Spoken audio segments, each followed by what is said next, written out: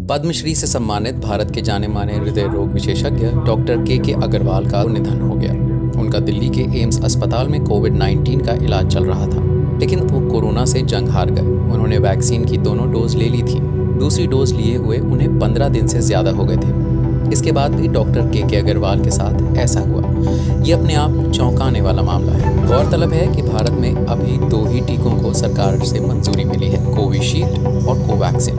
Sputnik भी जल्द ही उपलब्ध होगी। चर्चा को आगे बढ़ाने से पहले ये जरूर याद रखना चाहिए कि वैज्ञानिकों के मुताबिक वायरस के संक्रमण को रोकने के लिए वैक्सीनेशन ही प्रभावी तरीका है। इस रिपोर्ट का मकसद वैक्सीन के प्रति संदेह पैदा करना बिल्कुल नहीं है। इसका मकसद केवल आपको आगाह करना है कि वैक्सीन लगने के बाद सभी एहतियातों का पालन करें। कोरोना की वैक्सीन को लेकर अब तक जो तथ्य भारत सरकार और वैक्सीन निर्माताओं की तरफ से रखे गए हैं, उससे यही पता चलता है कि वैक्सीन की 2 डोज लगने के 15 दिन बाद अगर आपको कोरोना संक्रमण होता भी है तो अस्पताल जाने, आईसीयू और वेंटिलेटर तक पहुंचने की नौबत नहीं आएगी। पिछले महीने तक भारत सरकार की तरफ से कहा जा रहा था कि वैक्सीन ही मौत से बचाव का उपाय है।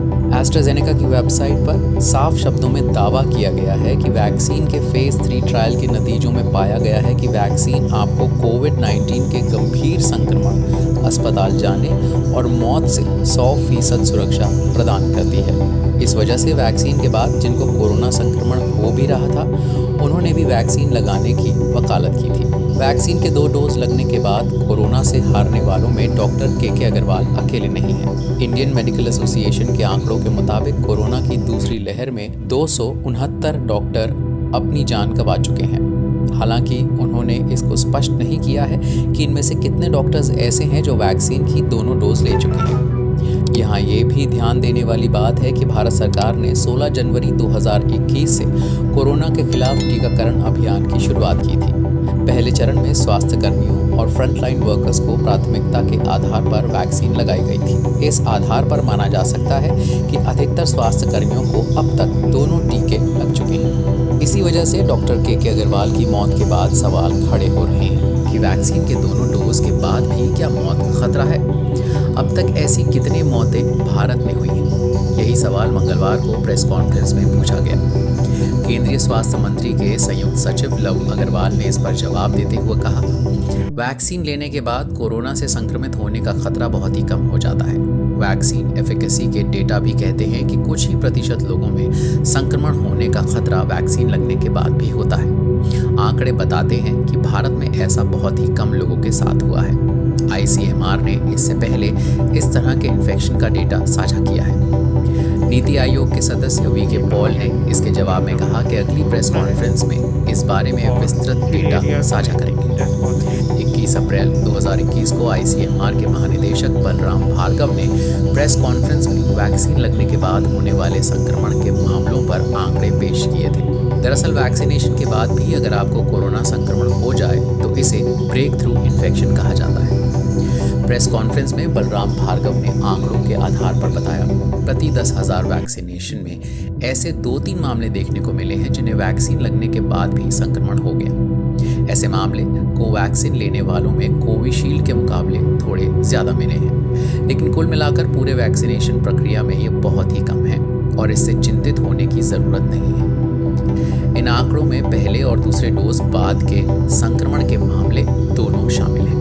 ये भी बताया गया कि स्वास्थ्यकर्मी और फ्रंटलाइन वर्कर्स में ऐसे संक्रमण का खतरा औरों के मुकाबले ज्यादा है। लेकिन इस प्रेस कॉन्फ्रेंस में दोनों वैक्सीन डोज लेने के बाद भारत में कितने लोगों की मौत हुई, इस बारे में नहीं बताया गया। ब्रेक थ्रू इन्फेक्शन पर एक छोटा सा सर्वे भारत के फोर्टिस अस्पताल ने भी किया।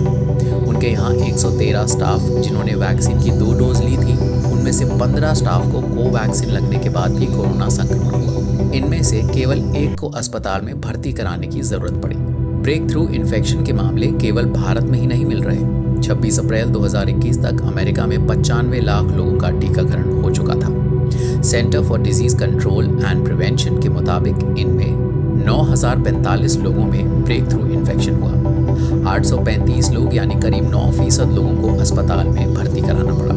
इनमें से 132 यानी 1% की हालत गंभीर थी और उनकी मौत हो गई। अस्पताल में भर्ती होने वाले 1/3 लोगों में कोरोना के कोई लक्षण नहीं देखे गए। बाकी जिन 15% लोगों की मौत हुई, उनमें मौत का कारण कोविड या उससे जुड़ा कोई कारण नहीं था, यानी उनकी मौत का कारण कुछ के एम्स के डॉक्टर संजय राय कहते हैं, अमेरिका ही नहीं दुनिया के बाकी देशों में भी वैक्सीनेशन के बाद ब्रेक थ्रू इन्फेक्शन के मामले देखने को मिले हैं। इसलिए वैक्सीन की 2 डोज और 15 दिन के बाद मौत को 100% मात देने की बात अब सही नहीं ठहरती है। लेकिन ऐसा क्यों हो रहा है कि वैक्सीन के ट्रायल में दूसरे नतीजे आए जबकि वास्तविक नतीजे कुछ और देखने को मिल रहे हैं? इस पर डॉक्टर संजय राय कहते हैं, मामला एफिकेसी बनाम इफेक्टिवनेस का है। वैक्सीन की एफिकेसी का मतलब है कि वैक्सीन किस हद तक वायरस से सुरक्षा प्रदान करती है। वैसे भी किसी भी वैक्सीन ने अभी तक 100% एफिकेसी का दावा नहीं किया है। एफिकेसी डेटा निकालते समय ट्रायल में परिस्थितियां नियंत्रित होती हैं। ट्रायल में शामिल होने वाले वॉलंटियर और वैक्सीन लगाने वाले लोग दोनों पूरी तरह से बातों को समझते हैं। डॉक्टर राय समझाते हैं, वैक्सीन की इफेक्टिवनेस का पता असलियत में तब चलता है जब एक बड़ी आबादी को इसे लगाया जाता है। तब वैक्सीन लगाने और लगवाने वाले दोनों पर किसी का वश नहीं होता। ना ही वैक्सीन को ट्रांसपोर्ट करते वक्त, उसे स्टोर करते वक्त उस तरह का नियंत्रण होता है जैसा ट्रायल के दौरान संभव है। यही वजह है कि वैक्सीन एफिकेसी से वैक्सीन इफेक्टिवनेस हमेशा ही कम देखने को मिलती है। केंद्र सरकार का कहना है कि वैक्सीन की 2 डोज के बाद मौत के मामलों पर ICMR नजर रख रहे हैं। भारत में कोरोना संक्रमण से हो रही मौत का आंकड़ा ICMR के पास ही अपडेट होता है। वहाँ एक कॉलम होता है जिनकी मौत हुई, उन्होंने वैक्सीन ली है या नहीं। कई दूसरे जानकार भी मानते हैं कि भारत सरकार को इस पर शोध करके इस पर नतीजे जल्द ही सार्वजनिक करने चाहिए। देरी होने पर वैक्सीन लेने में हिचक को ऐसे मामले बढ़ावा देंगे। डॉक्टर संजय राय कहते हैं, सरकार को इस बारे में और पता लगाने की जरूरत है कि ऐसे लोग कोरोना के किस वेरिएंट से संक्रमित हुए थे, पहले से उन्हें किस तरह की बीमारी थी, वैक्सीन के बाद उनके रहन सहन, मिलना जुलना और बाकी दिनचर्या क्या थी, ऐसे लोग किस प्रोफेशन से जुड़े हैं, एक्सपोजर किसका कहाँ था। डॉक्टर संजय अपनी बात को तथ्यों से सपोर्ट करते हैं। वो बताते हैं कि इसके वैज्ञानिक आधार हैं कि कोविशील्ड वायरस के B.1.351 वेरिएंट के कम गंभीर लक्षण वाले मरीजों पर असरदार नहीं है। दक्षिण अफ्रीका में इसका ट्रायल करीब 2000 नौजवानों पर किया गया था, जिसके बाद दक्षिण अफ्रीका ने एस्ट्राजेनेका वैक्सीन के इस्तेमाल पर रोक लगा दी थी। भारत में ऐसा क्यों हो रहा है, इसका कोई स्पष्टीकरण सरकार ने अभी तक साझा नहीं किया है। लेकिन इस बीमारी के दूसरे मरीजों का इलाज कर रहे वेदांता अस्पताल के डॉक्टर अरविंद कुमार कहते हैं कि इसके पीछे संभावित 3 वजहें हो सकती हैं। हो सकता है कि टीका लगने के बाद लोगों में एंटीबॉडी सही मात्रा में ना बनी हो।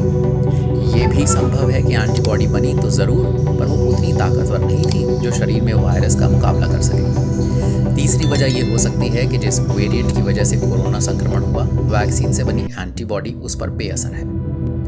हालांकि डॉक्टर अरविंद भी इस पर रिसर्च के नतीजों का इंतजार करने की बात कहते हैं। साथ ही जोड़ते हैं कि मेरे कहने का मतलब ये नहीं कि लोग वैक्सीन लगवाने के बाद तुरंत अपनी एंटीबॉडी चेक कराने पहुंच जाएं। केवल एंटीबॉडी ही वायरस से बचाव का एकमात्र पैमाना